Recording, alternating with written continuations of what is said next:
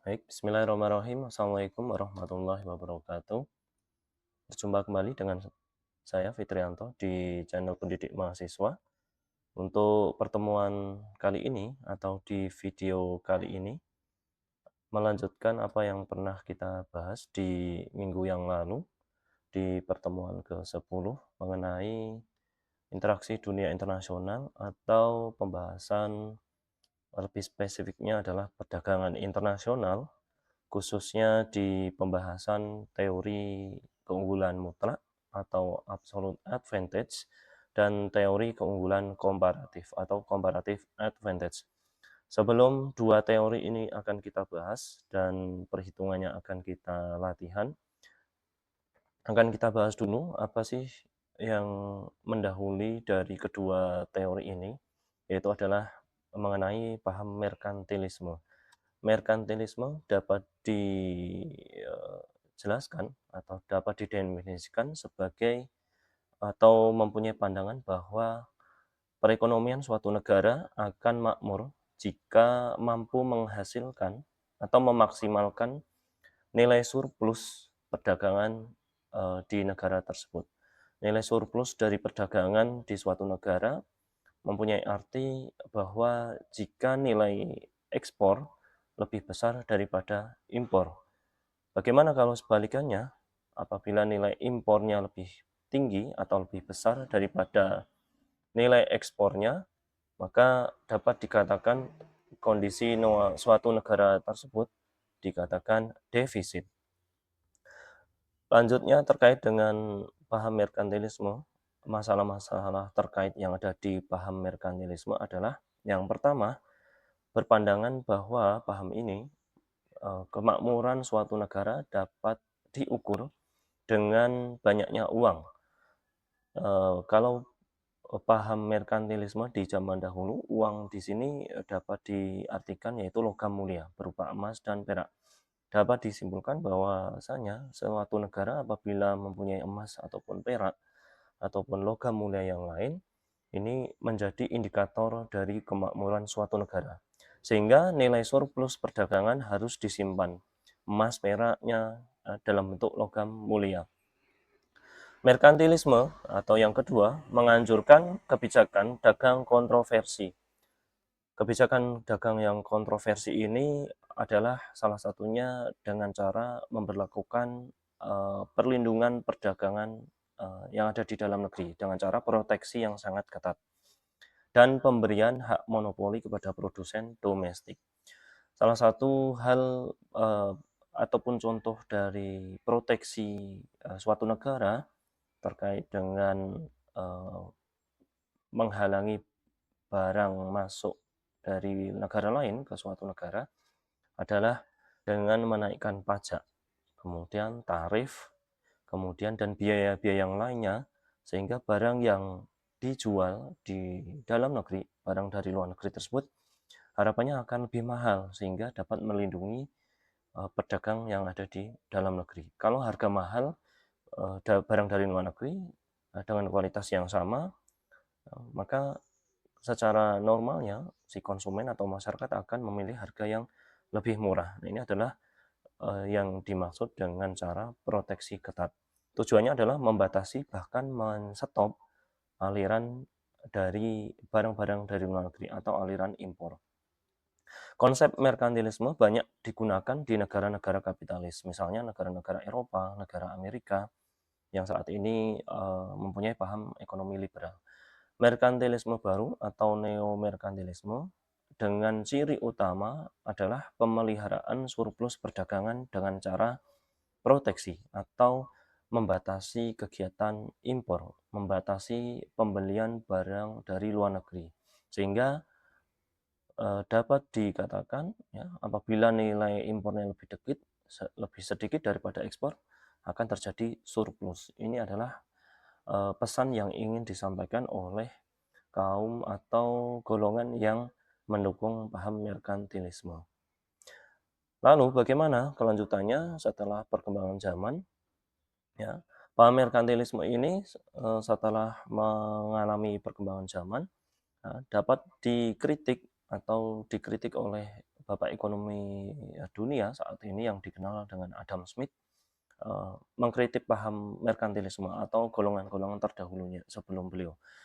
Bahwasanya beliau mengkritik terkait paham merkantilisme ini adalah, dengan cara mengemukakan pendapat dari, eee, hasil penelitiannya, bahwasanya Adam Smith menyatakan ukuran suatu kemakmuran negara bukan ditentukan dari banyaknya logam mulia, emas, perak yang dimiliki, tetapi berdasarkan besarnya GDP atau pendapatan nasional dalam bentuk pendapatan-pendapatan nasional yang lain, misalnya di sini adalah GDP dan sumbangan perdagangan luar negeri terhadap pembentukan GDP. GDP apa, GNP apa, ini adalah hal yang sudah saya ajarkan di pertemuan sebelumnya. Adam Smith juga berpendapat bahwasanya perdagangan yang dipaksakan dengan merkantilisme akan mengorbankan efisiensi dan produktivitas karena pengusaha tidak terdorong melakukan inovasi, sehingga produksi yang dihasilkan dalam suatu negara tersebut akan sedikit, sehingga barang-barang yang dijual akan semakin mahal. Baik, ini adalah pembuka untuk video kali ini terkait interaksi dunia internasional, khususnya di perdagangan internasional. Kita masuk mulai ke inti pembelajaran yang akan kita pelajari. Yang pertama mengenai teori keunggulan absolut ya, yang dikemukakan oleh Adam Smith atas kritik dari paham merkantilisme di golongan-golongan sebelumnya. Teori keunggulan absolut atau absolute advantage dipelopori oleh Adam Smith sebagai perbaikan atas paham merkantilisme.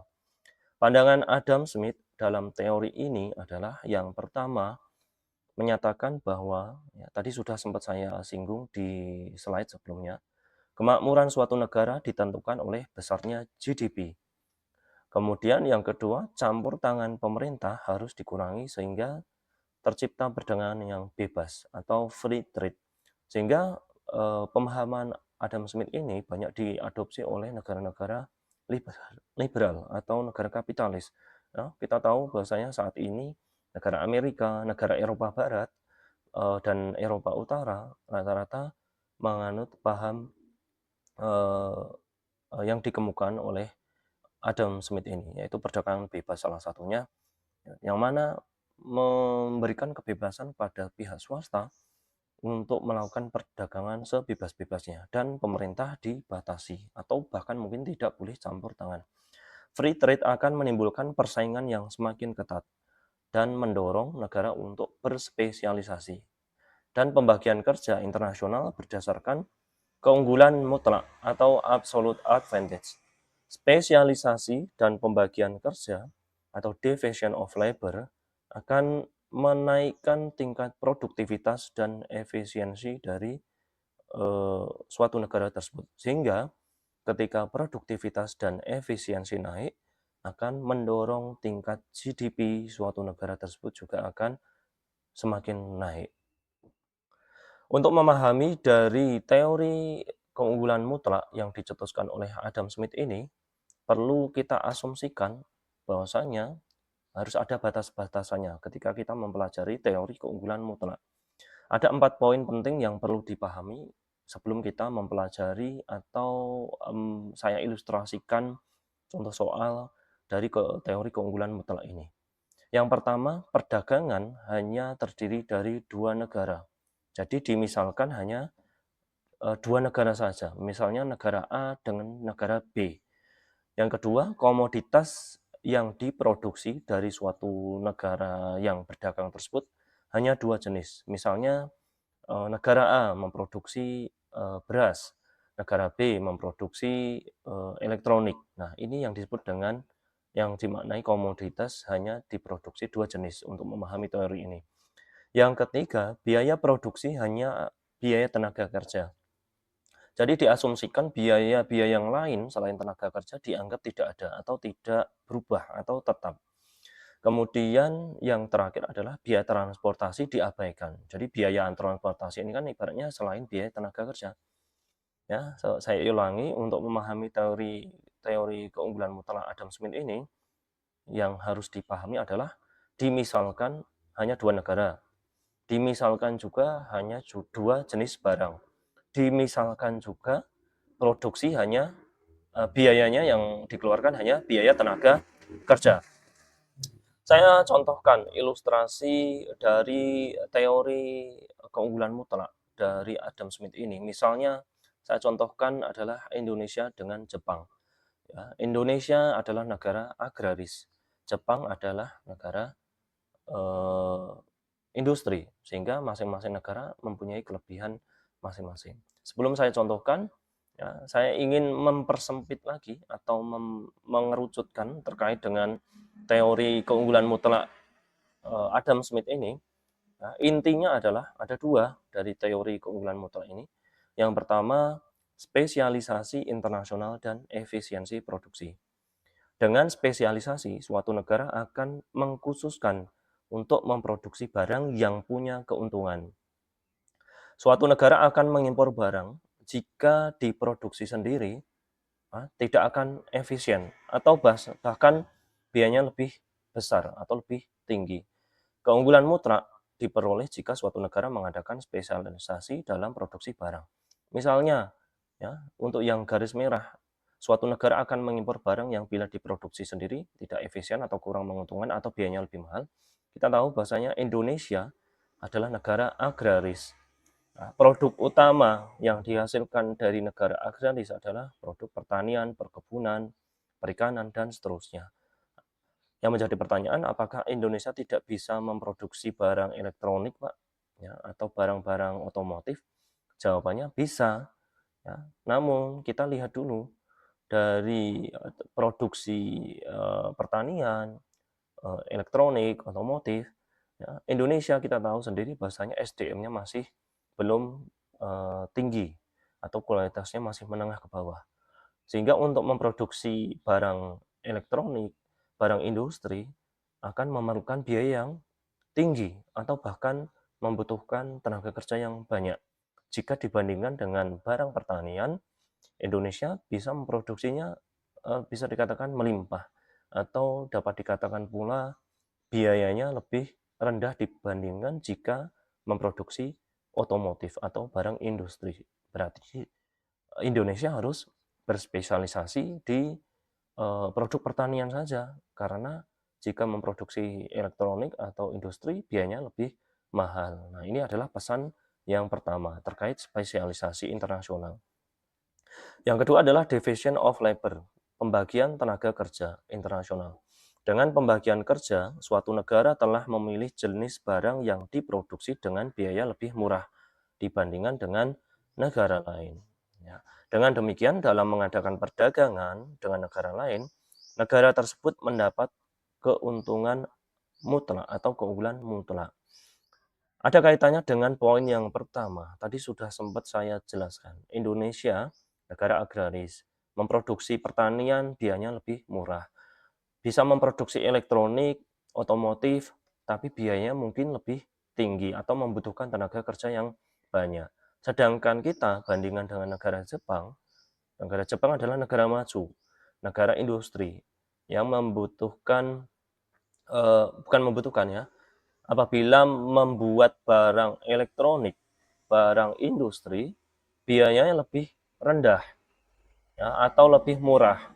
Tapi di Jepang, kita tahu Jepang adalah negara 4 musim. Ada musim panas, dingin, gugur, dan semi. Ya, jadi untuk produk pertanian di Jepang, meskipun juga bisa membuatnya atau memproduksinya, namun harus memerlukan biaya yang lebih tinggi dibandingkan dengan Indonesia. Maka kita dapat simpulkan Jepang ini kemungkinan besar ya lebih berspesialisasi di barang-barang elektronik atau barang industri dibandingkan dengan pertanian. Nah, ini yang disampaikan di poin yang kedua yang ada kaitannya dengan poin yang pertama. Kita masuk ke slide berikutnya. Nah, ilustrasinya teori keunggulan mutlak atau absolute advantage antara Jepang dengan Indonesia. Ya, tadi sudah saya sempat ceritakan di awal, Jepang unggul di elektronik. Ya, pertanian bisa, tapi biayanya mungkin lebih mahal. Kalau elektronik di Jepang, biayanya lebih murah. Sedangkan di Indonesia, negara agraris, hasil pertaniannya melimpah, sehingga untuk menghasilkan produk pertanian, perkebunan, biayanya juga lebih murah. Tapi di Indonesia bisa memproduksi elektronik juga, barang-barang industri yang lain juga, tapi biayanya lebih mahal atau lebih tinggi jika dibandingkan dengan barang pertanian, ya. Kita masuk ke kesimpulan, bahwasanya keuntungan mutlak dapat diartikan sebagai keuntungan yang dinyatakan dengan banyaknya jam atau hari kerja yang dibutuhkan untuk membuat barang-barang produksi. Teori keuntungan mutlak, suatu negara akan mengekspor barang-barang tertentu karena dapat menghasilkan barang tersebut dengan biaya yang secara mutlak lebih rendah atau lebih murah daripada negara lain. Dan negara tersebut lebih baik mengimpor barang, membeli barang dari luar negeri jika barang tersebut kalau diproduksi dalam negeri justru tidak efisien, biayanya lebih mahal, lebih tinggi, ya, dan seterusnya. Ini adalah inti dari teori keunggulan mutlak atau kesimpulan dari teori keunggulan mutlak. Saya contoh ilustrasikan untuk studi kasusnya. Ya, di slide ini sudah ada studi kasus. Misalnya, biaya untuk memproduksi satu unit motor, dan 1 ton beras misalnya, diukur dengan jumlah tenaga kerja yang digunakan untuk memproduksi 1 unit motor dan 1 ton beras di antara negara Indonesia dan Jepang. Misalnya, negara Indonesia bila ingin menghasilkan 1 ton beras, memerlukan 15 tenaga kerja. Bila memproduksi 1 unit motor di Indonesia, perlu 60 tenaga kerja. Sedangkan di Jepang, jika memerlukan pengen memproduksi 1 ton beras, harus membutuhkan 24 tenaga kerja. Sedangkan di Jepang, jika ingin membuat 1 unit motor, hanya perlu 12 tenaga kerja.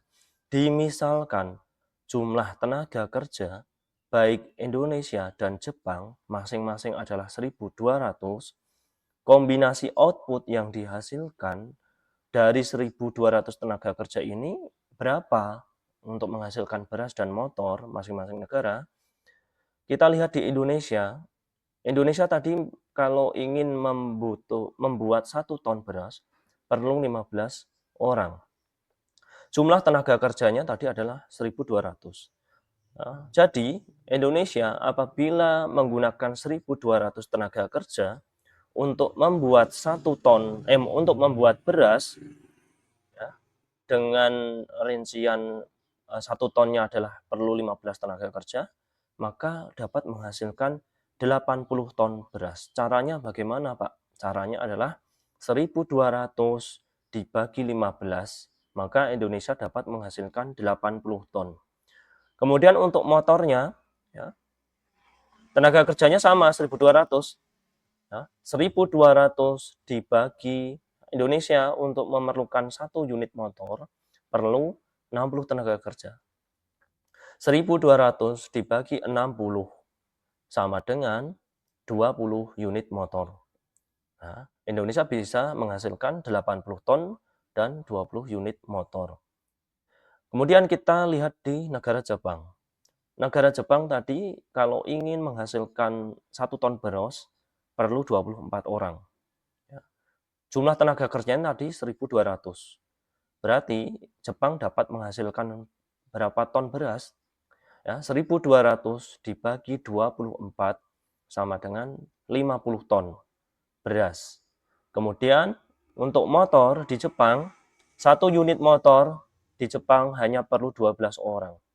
Berarti bisa menghasilkan berapa?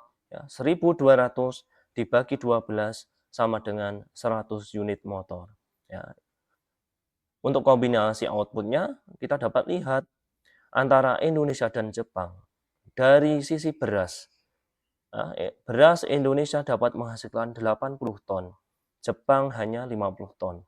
Sedangkan sepeda motor di Indonesia hanya menghasilkan 20 unit, sedangkan Jepang bisa menghasilkan 100 unit. Dari tabel yang kedua ini dapat disimpulkan bahwa Indonesia lebih baik memproduksi atau berspesialisasi memproduksi beras saja, karena untuk motor ya lebih mahal nih biayanya atau hanya menghasilkan sedikit. Begitu pula untuk Jepang, lebih baik berspesialisasi untuk memproduksi sepeda motor karena tingkatnya ya beras dengan motor di Jepang produksinya lebih banyak sepeda motor. Ya. Maka antara Jepang dan Indonesia lebih baik, yuk kita apa ya istilahnya melakukan perdagangan. Ya, bagaimana kalau Jepang menukar motor ke Indonesia nanti diganti beras, sedangkan di Indonesia mengekspor beras nanti diganti dengan sepeda motor. Perhitungannya lebih detailnya akan saya sampaikan di slide setelahnya. Kita masuk ke slide berikutnya. Terkait dengan ilustrasi perhitungan teori keunggulan mutlak. Dari contoh kasus di slide sebelumnya, maka dapat kita hitung untuk keunggulan mutlak dari masing-masing suatu negara dengan cara bagaimana Pak? Harus menghitung nilai dasar tukar dalam negeri masing-masing antara Indonesia dengan Jepang. Di Indonesia dan Jepang, tadi masing-masing sudah kita hitung. Indonesia bisa menghasilkan 80 ton beras. Di Jepang hanya 50 ton beras. Motor di Indonesia hanya 20 unit. Sedangkan di Jepang bisa menghasilkan 100 unit. Kita hitung dulu nilai dasar tukar dalam negeri masing-masing antara Indonesia dengan Jepang. Kita masuk dulu yang pertama, Indonesia. Dasar tukar dalam negeri itu maksudnya bagaimana, Pak? Ya, misalnya Indonesia tadi kan unggulnya di beras, ya, motornya lebih sedikit. Bagaimana dasar tukar dalam negeri Indonesia bila beras ini ditukar dengan motor itu akan dapat berapa unit? Baik nanti di Indonesia dan Jepang akan kita hitung. Kalau kita ingin menghitung dasar tukar dalam negeri, beras ditukar dengan motor, berarti kolom berasnya kita taruh di depan dulu. Motornya di belakang atau di belakangnya beras. Dasar tukar dalam negeri di Indonesia, beras ke motor. Bagaimana cara menghitungnya? Indonesia tadi menghasilkan 80 ton. 80 ton dibagi 80 sama dengan 1 ton. Ya, 80 bagi 80, 1 ton. Kemudian untuk motor di Indonesia, bagaimana? Beras ke motornya, 20 unit motor dibagi 80 ton. Atau 20 dibagi 80 sama dengan 0,25 unit. Dapat diartikan bahwasanya harga 1 ton beras atau jumlah 1 ton beras di Indonesia ini hanya dihargai 0,25 unit sepeda motor. Ya, satu motor aja nggak utuh, mungkin hanya kepala ataupun rangkanya motor. Sedangkan di Jepang tadi menghasilkan beras 50 ton. Motor di sana dapat menghasilkan 100 unit. Kita lihat dasar tukar dalam negeri di Jepang. Beras ke motor di sana dapat berapa? Beras di Jepang tadi 50 ton. 50 ton bagi 51 ton. Di Jepang tadi menghasilkan 100 unit motor. 100 unit motor dibagi 50 sama dengan 2. 1 ton beras di Jepang dapat ditukar atau bisa dihargai dengan sejumlah 2 unit motor. Nah, berarti motor di sana lebih murah daripada Indonesia. Maka Indonesia lebih baik berdagang dengan Jepang. Ya. Keuntungan Indonesia jika berdagang dengan Jepang sebesar 1,75 unit sepeda motor. Didapat dari mana, Pak? Dasar tukar dalam negerinya tadi di Jepang adalah 1 ton beras bisa dapat 2 motor, dikurangi ya, 1 ton beras di Indonesia hanya dapat 0,25 unit. Ya, 2 dikurangi 0,25 sama dengan 1,75. Berarti ini adalah keuntungan dari Indonesia jika berdagang dengan Indonesia berdagang dengan Jepang. Kemudian yang selanjutnya Kita lihat dari sisi sebaliknya, ketika motor ditukar dengan beras, bagaimana? Ya, kalau di tabel yang pertama, kita melihat dari sisi Indonesia. Indonesia unggulnya di beras. Ya, motornya kita taruh di belakang, berasnya di depan. Beras ke motor berapa? Sedangkan di Jepang tadi kan unggulnya di sepeda motor. Bagaimana kebalikannya kalau sepeda motor ditukar dengan beras? Ya, kita hitung masing-masing nilai tukar dalam negerinya, ya, baik Indonesia dan Jepang. Untuk di Indonesia, ya, tadi kan sepeda motor menghasilkan 20 unit, ya, berasnya 80 ton, ya. Motornya kita taruh di depan, ya. Karena kita ingin menghitung dasar tukar dalam negeri motor ke beras di masing-masing negara. Motornya kita taruh di depan. Kemudian di Jepang sama ya tadi ya, motornya 100 unit, berasnya 50 ton di sana. Kita lihat dulu dasar tukar di Indonesia. Satu motor motor ke beras di Indonesia itu dapat berapa? Ya, Indonesia tadi menghasilkan 20 unit motor. 20 unit motor dibagi 20 sama dengan 1 unit motor. Berasnya di Indonesia adalah 80 ton. 80 ton dibagi 20 sama dengan 4 ton. Dapat disimpulkan berarti 1 unit sepeda motor di Indonesia dapat dihargai atau dapat ditukar dengan sejumlah beras sebesar atau sebanyak 4 ton. Kemudian kita lihat di sisi Jepang, motor ke beras di sana bagaimana?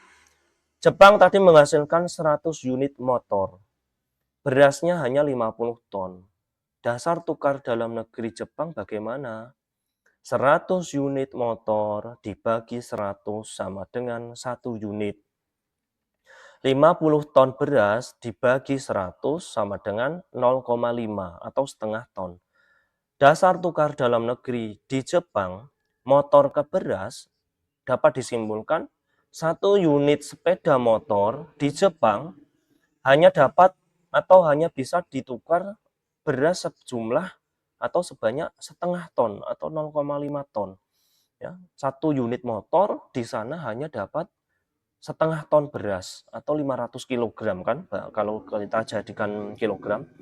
Berarti ya, beras di sana lebih mahal. Ya, di Indonesia satu motor dapat 4 ton beras. Lebih baik Jepang ya, beli berasnya dari Indonesia karena harganya lebih murah. Dan Indonesia harus dan Indonesia harus beli motor dari Jepang karena harga motor di Jepang lebih murah ya dibandingkan kalau memproduksi dalam negeri ya. Kita lihat di Jepang 1 ton beras dapat 2 unit motor ya. Di Indonesia 1 ton beras hanya dapat 0,25 unit ya. Berarti Indonesia dan Jepang harus melakukan kerjasama perdagangan. Keuntungan Jepang jika berdagang dengan Indonesia sebesar 3,5 ton beras. Didapat dari ya, 4 ton, ya, dasar tukar dalam negeri Indonesia tadi kan 4 ton beras. Dikurangi ya, dasar tukar dalam negeri dari Jepang sebanyak setengah ton. 4 dikurangi setengah ton atau 0,5 sama dengan 3,5 ton. Nah, ini adalah pembahasan mengenai perhitungan teori keunggulan mutlak dari Adam Smith.